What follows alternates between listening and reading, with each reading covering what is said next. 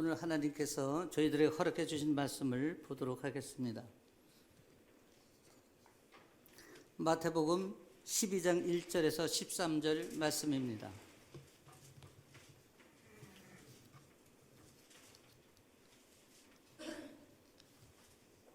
제가 가진 성경으로 신약 18면에 있습니다. 마태복음 12장 1절에서 13절 말씀입니다. 다 찾으신 줄 알고 제가 한 절 읽으시면 여러분들이 한 절 읽고 이렇게 봉독하도록 하겠습니다. 그때에 예수께서 안식일에 밀밭 사이로 가실새 제자들이 시장하여 이삭을 잘라 먹으니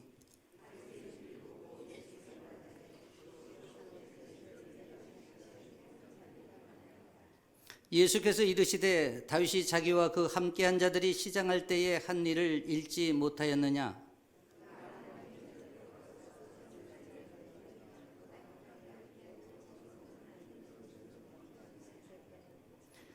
또 안식일에 제사장들이 성전에서 안식을 범하여도 죄가 없음을 너희가 율법에서 읽지 못하였느냐? 나는 자비를 원하고 제사를 원하지 아니하노라 하신 뜻을 너희가 알았더라면 무죄한 자를 정죄하지 아니하였으리라. 거기에서 떠나 그들이 회당에 들어가시니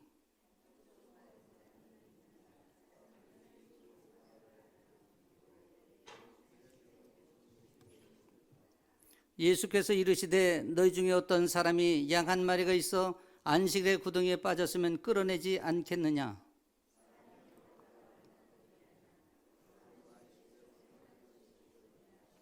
다 함께 읽겠습니다. 이에 그 사람에게 이르시되 손을 내밀라 하시니 그가 내밀래 다른 손과 같이 회복되어 성하였더라. 아멘.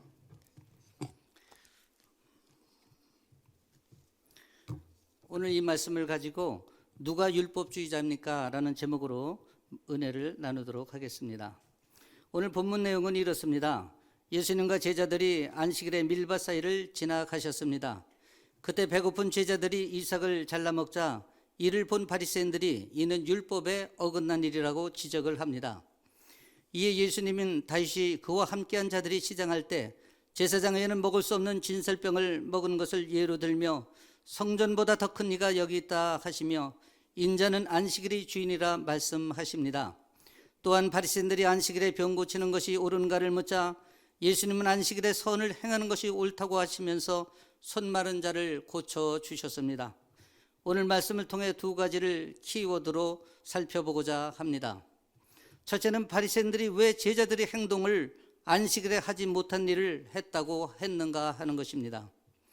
오늘 본문은 예수님과 제자들이 다음 사역을 위해 이동하시는 길에 밀밭 사이를 지나게 된 상황에 일어난 일입니다. 제때 식사를 챙겨 먹지 못한 제자들이 무척이나 배가 고팠던 것 같습니다. 그래서 밀이삭을 잘라 손바닥으로 비벼서 먹었습니다. 그런데 이를 본 바리새인들이 예수님께 이를 지적하고 나섰습니다. 그것은 안식일에 밀을 잘라 먹는 것은 옳지 못하다는 것입니다. 다시 말하면 율법에 어긋난다는 것입니다. 그렇다면 오늘 바리새인들이 말하는 율법이 무엇입니까? 그들은 십계명 네 번째 안식일을 기억하여 거룩히 지키라는 말씀에서 안식일에 아무 일도 하지 말라는 말씀을 문자적으로만 해석하여 자기 율법으로 만들었습니다. 그리고 안식일에 밀이삭을 잘라 먹는 것은 추수한 것으로 간주하여 노동으로 받고 이는 율법을 어겼다는 것입니다. 그래서 예수님에게 당신의 제자들이 해서는 안 될 일을 했다고 힐난하는 것입니다. 안식일을 헬라어로 샤파톤이라고 합니다. 이 말은 샤바트라고 하는 히브리어 말에서 유래되었습니다. 그리고 안식일의 최초의 기원은 창세기 2장에서 하나님께서 하신 말씀을 근거로 하고 있습니다. 창세기 2장에서는 이렇게 말씀하고 있습니다. 천지와 만물이 다 이루어지니라.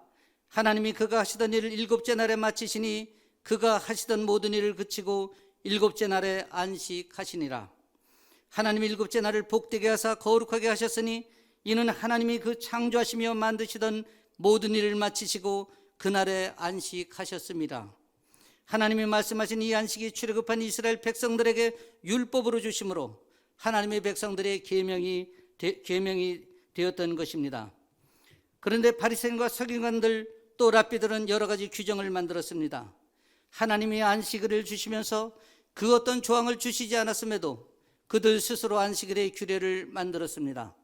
그들은 안식일의 규례를 39조 항목으로 만들고 다시 39개 세부 조항으로 만들어 백성들이 안식일을 지키게 했습니다.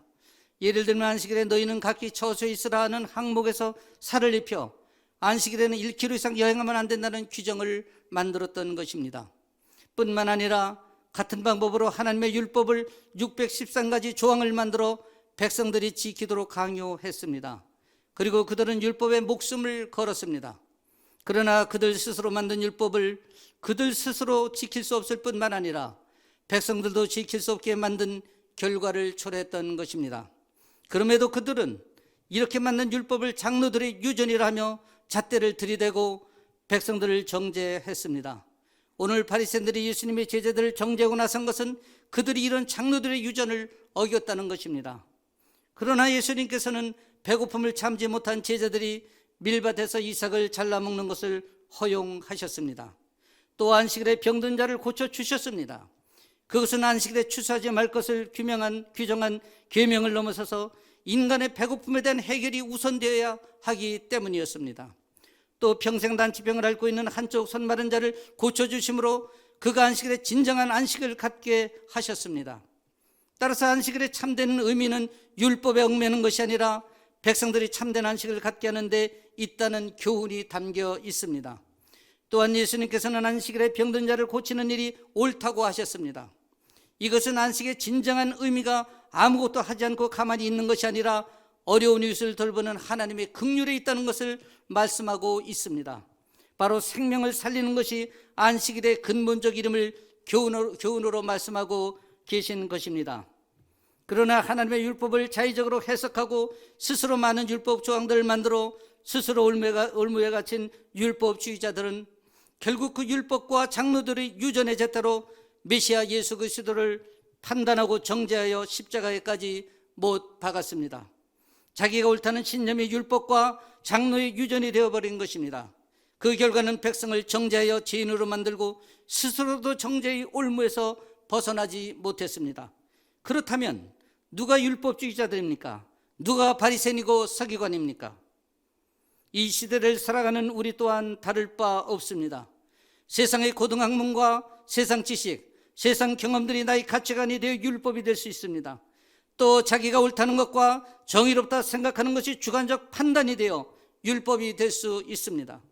뿐만 아니라 내가 알고 있는 작은 성경 지식이 말씀과 하나님 뜻을 전제로 하지 못하고 자의적 해석에 따라 인지 왜곡된 신앙이 율법이 될 수 있습니다. 이 율법은 바리새인과 같이 스스로 율법 안에 갇혀 자신도 정죄당할 뿐만 아니라 자기가 갇힌 율법에서 어긋난다고 생각하는 모든 사람들을 정죄하기 시작합니다. 그것은 비극입니다. 참담한 그 자체입니다. 그 율법은 자신도 다치게 할 뿐만 아니라 공동체를 훼손하여 결과적으로 하나님의 일을 방해하며 성령을 거역하는 죄를 범하게 하고 맙니다. 그 율법은 자신을 향한 내 탓이요 할 손가락을 수없이 상대방을 향해 비난하고 부풀려 정죄하며 공동체를 흔들어 훼손하게 합니다. 우리는 알아야 합니다. 나의 생각이 신념이 되고 사회 통념이 율법이 될 때 스스로 그 율법의 노예가 될 수 있음을 말입니다. 하나님의 말씀, 진리 안에서 깨어나지 못한 율법은 결과적으로 사탄의 도구로 전락할 수 있음을 알아야 합니다. 왜냐하면 왜곡된 율법은 내 안에 옛 아담을 자극해서 옛사람이 일하게 하고 영적 무지를 드러낼 수밖에 없기 때문입니다. 그러므로 용서해야 할 대상을 용서하지 못하고 사랑해야 할 대상을 정죄하는 못난 자아가 일하는 것에 자신을 내어 맡기는 어리석음을 드러내고 맙니다. 고린도전서 13장에서는 이렇게 말씀하고 있습니다. 그런즉 믿음, 소망, 사랑 이 세 가지는 항상 있을 것인데 그 중에 제일은 사랑이라 하셨습니다. 다시 말씀드리면 사랑이 그 모든 것이 제일이 되는 우선적 가치라는 것입니다. 성경 66권을 크게 둘로 나누면 하나님 사랑과 이웃 사랑입니다. 그러나 그것을 하나로 다시 쥐어짜면 예수 그리스도의 피가 나옵니다. 그 피는 보혈의 피며 그 피가 닿는 곳에는 살리는 역사가 일어납니다. 그 피가 흐르는 곳에는 아픔이 기쁨이 되며 상처가 회복되고 고난에서 회복되며 공동체가 살아납니다. 곧 사망이 생명이 되는 것입니다. 그러므로 사랑이 최고의 율법이 되어야 합니다. 그런데 이 사랑은 어디 가고 못난 자가 반응한 스스로 만든 율법이 작은 허물을 덮지 못하고 정죄의 손가락을 상대를 향하여 지속적으로 찔러대므로 결국 공동체가 갈등과 상처를 안게 하며 리더가 쓰러지는 아픈 현실을 우리는 주위에서 목도하게 됩니다.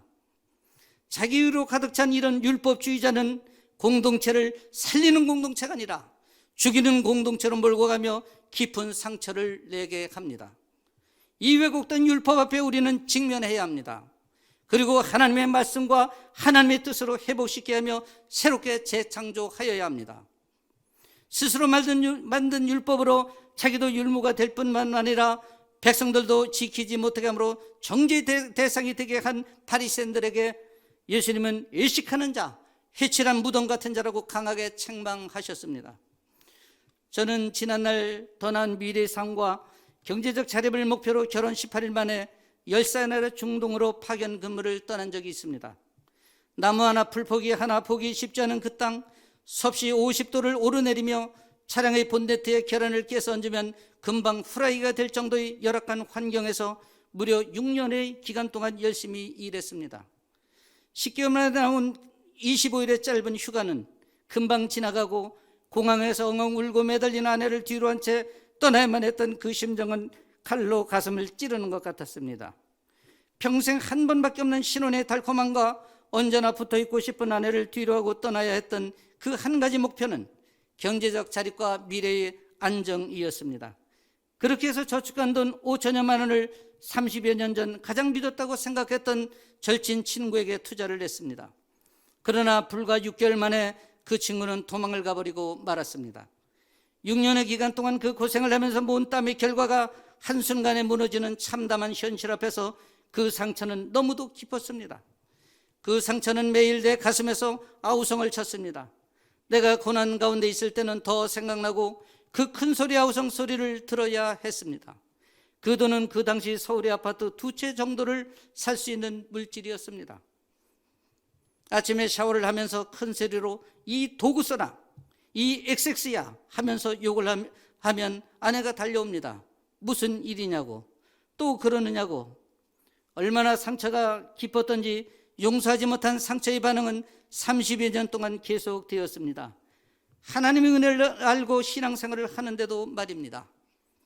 그런데 제가 큐티에 거의 몰입하던 때가 있었습니다. 몇 년 전 십자가의 중보 기도를 묵상하면서 큐티를 정리해 나가던 나는 두 눈에 눈물이 주르륵 흘렀습니다. 그것은 아무 죄도 흠도 없으신 예수님, 하나님이 인간을 너무 사랑하셔서 스스로 성육신하셔서 인간의 모습으로 오신 예수님, 그 예수님이 모진 채찍질 맞으시고 비난과 조롱과 수치를 다 당하시면서 더욱이 양손 양발에 대못을 박히시고 십자가에서 죽음보다 더한 고통을 견디시면서 성부 하나님께 드린 기도 내용이었습니다. 저들의 죄를 용서해 주옵소서였습니다. 우리 같으면 할 수 있는 모든 저주와 욕을 다 퍼붓고 말았을 텐데 주님은 그런 말은 단 한마디도 하시지 않고 저들의 죄를 용서해 달라는 것입니다. 이 순간 큰 깨달음이 심령 가운데서 다가왔습니다. 그것은 내가 누구를 용서하고 용서하지 못할 자격이 없다는 것입니다. 그 순간 거짓말 같게도 그 친구에 대한 분노가 시원하게 빠져나갔습니다. 그리고 내 안에 평안이 찾아왔습니다. 30여 년 안고 있었던 내 안에 상처와 분노와 그로 인한 예다됨의 흔적은 있었지만 신속히 빠져나가는 경험을 했습니다. 우리 모두는 한 공동체를 이루고는 지체들입니다. 이 공동체는 서로를 아끼고 존중하며 배려하고 사랑하는 아름다운 공동체가 되어야 합니다. 이 공동체 안에서는 하나님의 순결과 예수 그리스도의 향기만이 가득 담겨 있어야 합니다. 예수 그리스도의 보혈의 피가 우리 모두에게 흘러넘침으로 치유와 회복이 일상화되어야 합니다. 그러므로 살리는 공동체가 되어 생명을 살리는 사역에 우리를 헌신해야 합니다.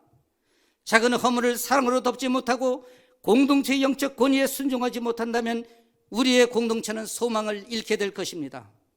판단하고 정죄할 자격이 우리에게는 없습니다. 다만 분별할 뿐입니다. 바리새인 중에 니고데모라고 하는 유대인 지도자가 있었습니다. 그가 밤중에 예수님을 찾아가서 생수의 근원이신 예수 그리스도를 인격적으로 만났습니다. 그 만남을 통하여 그는 물과 성령으로 거듭나게 되었으며 예수님의 제자가 되었습니다. 니고데모 그가 누구입니까? 그는 율법에 목숨을 거는 바리새인이며 율법 학자이며 입법, 사법, 행정의 상권 모든 권력을 쥐고 있는 공회원의 한 사람으로서 그는 스스로도 지킬 수 없는 율법으로는 목마름을 해결할 수 없었습니다. 그래서 율법의 완성이자 마침표신 예수님을 찾아왔고 말씀과 직면함으로 거듭남의 축복을 받았습니다. 우리도 말씀과 직면해야 합니다. 그 말씀을 매일 먹어야 합니다. 그리고 보혈의 피로 우리를 정결케 하여야 합니다. 그리할 때 내 안에 니고데모는 더 이상 자라지 못하고 우리를 율법주의에서 출애굽시켜 줄 것입니다. 거듭남의 축복이 매일 우리의 삶에서 경험되어질 것입니다. 그러므로 진정한 안식일은 스스로 만든 율법에 갇히는 것이 아니라 하나님의 뜻에 따라 생명을 살리는 데 있음을 깨닫고 그 일에 사용되어지는 것입니다. 오늘 본문에서 예수님은 오늘 본문을 통해 우리가 두 번째 키워드로 잡는 것은 왜 예수님은 안식일의 주인이 자신이라고 하셨을까 하는 것입니다. 오늘 본문에서 예수님은 성전보다 더 큰 이가 여기 있다 하시며 인자는 안식일의 주인이라고 분명하게 말씀하셨습니다. 성전보다 더 큰 이라는 말은 바로 성전의 주인이라는 뜻입니다. 그리고 안식일의 주인이라는 의미는 안식일의 제정자라는 뜻이 됩니다. 이 말씀은 매우 중요합니다. 그것은 내가 하나님이고 세상을 구원할 구주라는 것을 선언하는 것이기 때문입니다. 오늘 예수님은 제자들이 배고파서 밀리사 잘라 먹는 것을 허용하셨으며 또 한쪽 손이 마른 사람을 고쳐주셨습니다. 그것도 안식일의 말입니다. 호시탐단 예수님의 흠을 잡아 정죄하려는 바리새인과 서기관들의 시퍼런 눈을 피하시지도 않으시고 마땅히 하실 일을 하셨습니다. 그들의 율법과 장로들의 유전으로는 분명 힐난받고 정죄받을 것이 분명한데도 예수님은 주저하지 않으셨습니다. 그리고 예수님은 제자들의 행동에 대해 죄가 아니라고 분명하게 해석을 내리셨습니다. 또한 안식일에 병든 자를 고치는 것도 옳은 일이라고 말씀하셨습니다. 이렇게 감히 선언하실 수 있는 분이 누구입니까? 그것은 예수님 자신이 율법의 주인이셨다는 것을 나타내는 것입니다. 오늘 내가 안식일의 주인이라는 예수님의 선언은 성부 하나님의 정체성과도 맥을 같이 합니다.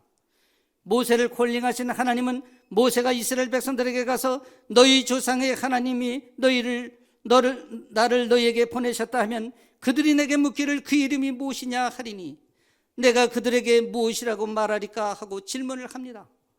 그때 하나님께서 하신 말씀이 나는 스스로 있는 자라는 것입니다. 이것이 성부 하나님의 정체성입니다. 스스로 있는 자가 무슨 뜻입니까? 영어로는 I am who I am입니다. 나는 나다라는 것입니다. 좀 더 구체적으로는 나는 너희를 위해 있다. 나는 늘 너희와 함께 있다. 나는 내가 있어야 할 때 있다. 나는 내가 일할 때 일한다라는 의미를 갖고 있습니다. 하나님께서 스스로 있다는 것은 자신이 피조물이 아니라는 뜻입니다. 하나님은 창세전에 홀로 존재하셨던 스스로 있는 분이십니다. 그러므로 하나님이 스스로 있는 창조주시며 우주 만물의 주관자이심을 선포하신 것입니다. 그렇다면 예수님께서 자신이 안식일의 주인이라고 말씀하신 것은 성부 하나님이 나는 스스로 있는 자라는 말씀과 같은 동의어가 되는 것입니다. 안식일의 주인일 뿐만 아니라 우주 만물의 창조자라고 선포하신 것입니다. 그렇지 않습니까? 우주 만물의 창조자시며 안식일의 제정자신 예수님께서는 안식일에 새 교훈을 주셨습니다. 그것은 안식일의 참뜻이 하나님 백성들이 안식에 있다는 것입니다. 계명을 넘어 백성들의 안식이 우선이라는 의미입니다. 그래서 예수님은 안식일에 병든 자를 고치셨습니다. 병든 자가 진정한 안식을 얻을 수 없기 때문입니다. 안식일은 인간을 위해 하나님께서 주신 축복입니다. 그렇기 때문에 하나님의 아들인 예수님은 안식일을 포함한 모든 것을 주관하시고 통치하실 수 있는 분이십니다. 예수님 자신이 안식일의 주인이라고 하신 말씀은 우리가 안식일을 지키는 것이 율법 아래 있는 것이 아니라 그리스도 안에 있다는 것을 보여주는 표정입니다. 율법주의자들은 율법에서 의를 얻기 위해 안식일을 지켰지만 우리는 율법에서 의를 얻는 것이 아니라 그리스도 안에서 이미 의를 얻은 성도들입니다. 이 안식일은 예수님께서 인류 구원을 위해 십자가의 고난을 감당하시고 죽으신 후 사흘 만에 부활하심으로 인하여 주일의 개념으로 바뀌게 되었습니다.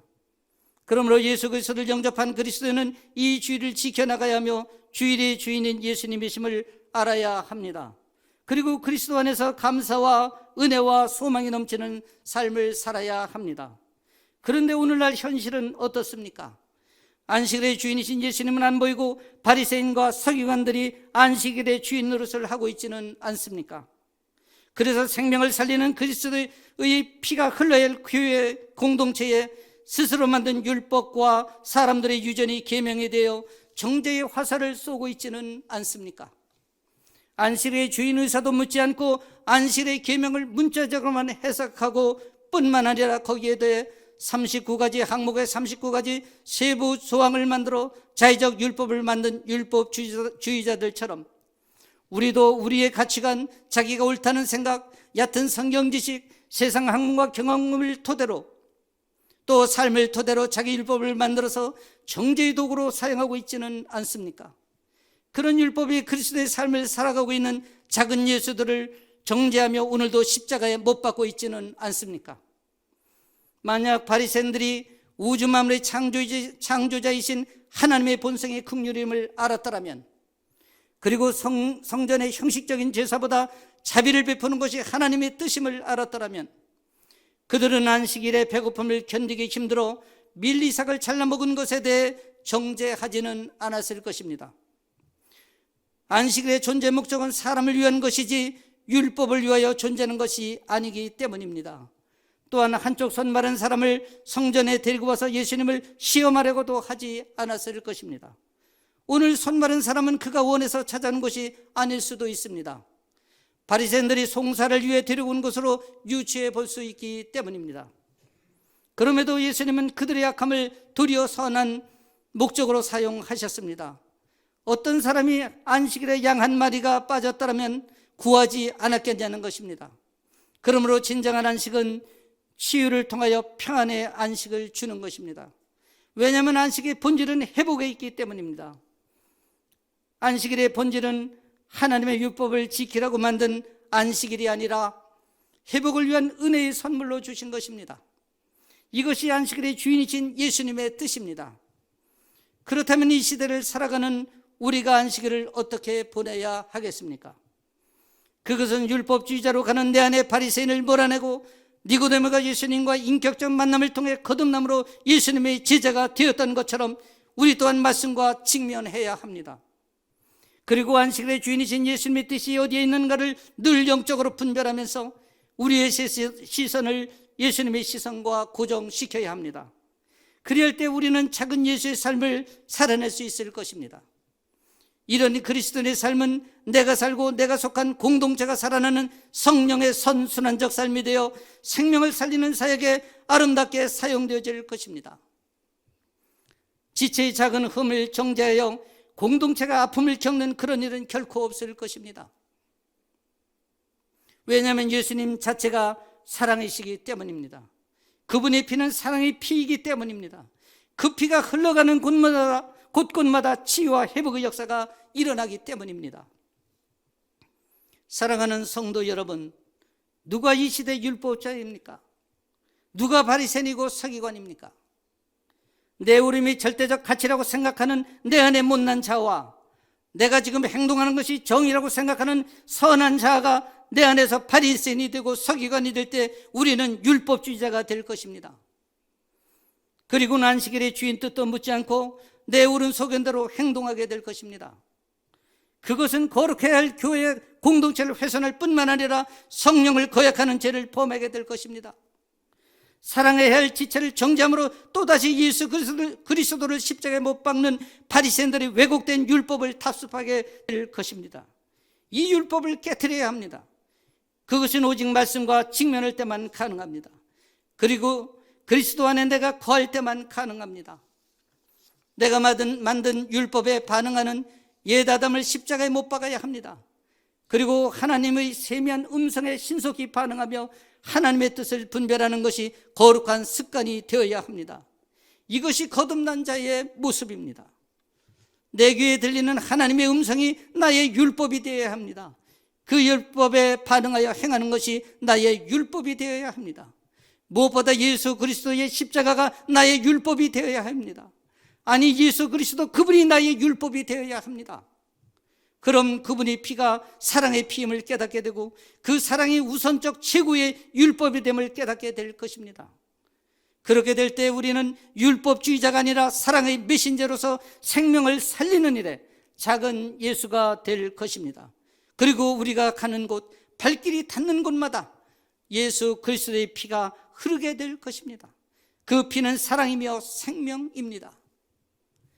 오늘 이 말씀을 통해 하나님의 공의와 정의를 이뤄내며 거듭난 자의 모습으로 안식일의 주인에게 절대 순종하는 저와 여러분 되시기를 예수님의 이름으로 축원합니다.